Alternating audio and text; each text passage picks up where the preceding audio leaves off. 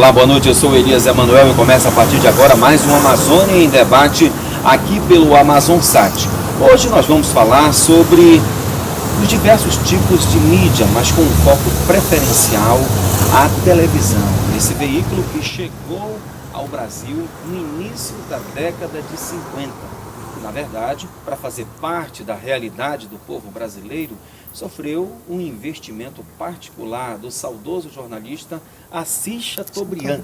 Foi ele quem comprou os primeiros aparelhos de televisores que começaram a fazer parte da rotina.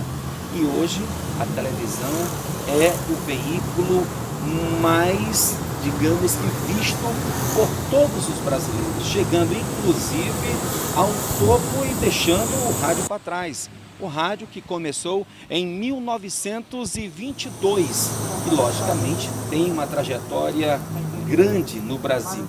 Mas a gente também vai falar um pouco a respeito da Sete Norte, que vai acontecer aqui em Manaus de 7 a 8 de novembro, no Estúdio 5, e que é uma promoção da Fundação Rede Amazônica. Nossos convidados desta noite são o Henrique Camargo, gerente de engenharia da Rede Amazônica, e a Edilene Mafra, que é coordenadora do curso de comunicação social da Uninorte. Boa noite, eu vou primeiro conversar, me permita, Edilene, com o Henrique Camargo, e queria que ele me explicasse um pouquinho dos desafios que esta Sete Norte apresenta aqui em Manaus. Boa noite, Elias. Na verdade, a gente está trazendo a Sete Norte pela 16ª vez para Manaus. Foi o primeiro evento regional da Sete. A Sete é uma associação sem fins lucrativos que reúne profissionais de radiodifusão, né, de rádio e televisão, de engenharia de rádio e televisão. E o objetivo dela é trocar experiências, é auxiliar o governo nas normatizações, congregar toda essa área de radiodifusão. E existe, né, desde o início da Sete, existiu sempre um seminário nacional em São Paulo, antes no Rio, depois em São Paulo, e algumas pessoas daqui de Manaus começaram a ver que era muito difícil que essas informações chegassem aqui no Norte. Então a ideia do regional da Sete saiu aqui de Manaus, fizemos o primeiro há 16 anos atrás, trazendo o quê? Trazendo as informações que os nossos profissionais do Norte não podiam ir, né, colher lá em São Paulo ou até no exterior, para cá, para o Amazonas, para que a gente pudesse ter acesso fácil a essa informação de uma forma mais barata e mais rápida. Então hoje a gente tem aqui participando profissionais de toda a região norte, não só profissionais que trabalham nessa área, como também estudantes, pessoas da área de jornalismo, que congregam também nesses congressos. Então, o nosso desafio é trazer o que tem de mais moderno no mundo para o Norte, para formar os nossos profissionais aqui do Norte e formar os nossos profissionais. Quando a gente olha para a televisão, nos últimos anos, a gente percebe que esse aparelho que fica no centro da família passou por uma tremenda revolução, a ponto de hoje nós termos a realidade da TV digital e logo, logo o brasileiro vai poder ver o astro da televisão na novela e, por meio do seu próprio aparelho, por exemplo, comprar o terno que ele está vestindo, saber do preço e daquele momento fazer a compra e ter a aquisição não só da vestimenta dos atores, mas também do mobiliário que compõe o cenário. Enfim, a TV digital ela traz esse leque vasto de opções para o telespectador, abrindo a porta da interatividade. A Sete Norte trata desse aspecto? Trata sim. Na verdade, a gente está tratando de todos os assuntos que estão, digamos, mais borbulhantes aí no meio. E um deles é essa parte de interatividade. Porque a parte de interatividade da TV digital, até agora, a gente diz que não decolou. Não decolou primeiro, porque houve alguma dificuldade na normatização disso daí. da plataforma que que permite essa interatividade, né? Houve alguma dificuldade, mas nós optamos por uma solução nacional e que se mostrou ser uma solução extremamente eficiente. Hoje a maioria dos televisores já saem embarcados com essa tecnologia que permite a interatividade, só que as televisões elas estão se adequando a esse novo modelo de negócio.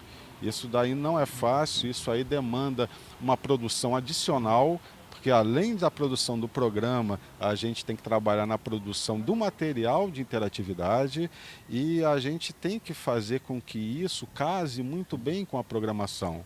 Né? Não o principal artista é o programa que está passando na hora.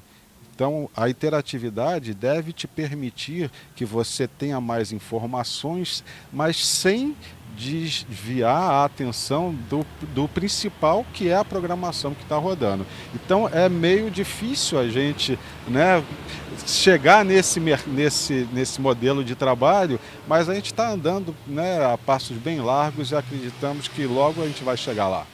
Pois bem, vou conversar aqui com a Edilene Mafra, que já fez mestrado, está agora fazendo doutorado, coordenadora do curso de Comunicação Social da Uninorte, e ela me diz que é a única faculdade do norte do Brasil que tem esse olhar voltado especificamente para o rádio. Boa noite, Edilene. E a digitalização no rádio? Olá, boa noite. Nós oferecemos o curso de Rádio e TV, também já estamos bastante preocupados em relação às mudanças, né, que foram mencionadas aqui. A gente, historicamente, a televisão ela passou por mudanças que são bem interessantes, né? Da TV ao vivo veio o videotape, né? Do videotape, TV preta e branca, a gente viu TV em cores, né? Daí a gente entrou numa era midiática, onde a televisão passou a nos acompanhar, deixou de ser aquele móvel, né?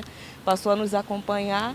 E aí a gente entra nessa era digital, né? Então a gente vê que todas essas mudanças elas vêm realmente impactar, né, na forma como a gente se comunica, né, na cultura mesmo, né? A gente vê que a televisão ela influencia fortemente na forma como nós vivemos socialmente, na nossa cultura. E é interessante considerar que a TV digital, a tecnologia, e eu tenho certeza que o senhor vai concordar comigo, ela está disponível. Mas essa questão de como que o nosso telespectador, né, vai receber isso, realmente nós temos que pensar. Porque, imagina, não teria como, né, desvencilhar, né, uma programação, cortar todo um clima. Já pensou no momento em que né, vai rolar o primeiro beijo, né, na novela, né, horário nobre. Aí, peraí, para tudo que a gente quer comprar esse batom que a mocinha está usando, né? Então, é isso que a gente tem que ver, como que vai realmente trabalhar com isso, né? E a tecnologia, ela é extremamente importante, mas tem que ser associada à formação profissional na parte de conteúdo também. Porque os profissionais da área, os radialistas são os profissionais que atuam em rádio e TV, isso é histórico, porque quando a televisão chegou no Brasil... rádio era vedete? Quem tinha expertise na época, quem podia trabalhar com programas ao vivo, eram os profissionais do rádio. Então, até hoje, os profissionais que atuam em televisão, eles também são considerados como radialistas, a profissão é radialista. Desculpa, eu sou um desses espécies. Eu comecei na rádio, né? Então a versatilidade que eu tenho em programa ao vivo, eu não aprendi na televisão, mas foi no rádio. Ele ensinou tanto os profissionais de TV, quanto está ensinando os profissionais de internet também. Porque o rádio fazia essa comunicação em tempo real, essa notícia em tempo real, em fluxo contínuo, né? As notícias de meia em meia hora, as notícias nos boletins de 1 em 1 hora, e a gente vê a internet atualizando constantemente. Então, de certa forma, as nossas principais mídias, né, da era eletrônica e da era digital, se espelham no que foi o rádio, que foi o primeiro meio de comunicação massivo do Brasil, realmente, né, que atingiu milhões de pessoas. Então, a gente vê uma nova forma, né, desse comportamento do nosso espectador, do nosso telespectador nessa era digital. O que é inegável é que a gente não pode mais voltar atrás, mas a gente precisa achar um conforto para ver de que forma a gente vai potencializar isso e que não possa jogar contra a gente, né? Eu tive a oportunidade de participar de algumas discussões sobre a área na parte de conteúdo e chegaram a mencionar exemplos de cantores, por exemplo, que têm programas anuais. Como é que ele utilizaria esse recurso da TV digital, né? Então, na hora do show, haveria a possibilidade, né, de um menu ficar passando com a discografia dele para você comprar, né? Ou então pode ser on demand, não precisa ser naquela hora, mas você sabe que daqui a pouco você volta lá e finaliza uma compra, né? Então, os recursos vão estar disponíveis, mas o que a gente precisa fazer é preparar o nosso público, né, para realmente utilizar esses recursos sem realmente desfocar do tema central, que é o conteúdo da TV. Desculpa, eu tenho uma certa dificuldade de fazer. Dizem que a mulher tem essa versatilidade, né? Ela é capaz de fazer 2 ou mais coisas ao mesmo tempo. Já os homens não têm essa mesma versatilidade. Eu sinto isso na prática. Se eu estou fazendo algo, eu só vou fazer aquilo. Mas eu conheço mulheres que são capazes de fazer A, B e C. Mas eu não consigo. Então, imaginar uma televisão que de repente apresente essa diversidade de informações e tarefas que você possa executar no sentido de assistir um show e na mesma hora escolher uma vestimenta ou até um microfone, um mobiliário e fazer a compra imediatamente sem perder o foco daquilo que está acontecendo dentro do show, para mim é uma tarefa realmente desafiante, porque são muitas informações para o telespectador ao mesmo tempo. Agora, para quem atua com a notícia, a melhor coisa que tem também, né? Porque assim como você pode comprar algo, você pode dar um retorno imediato, né? Passar a informação em tempo real do que está acontecendo, né? Então, há um novo processo que a gente chama no meio da pesquisa de desterritorialização. Então, mais do que nunca, né?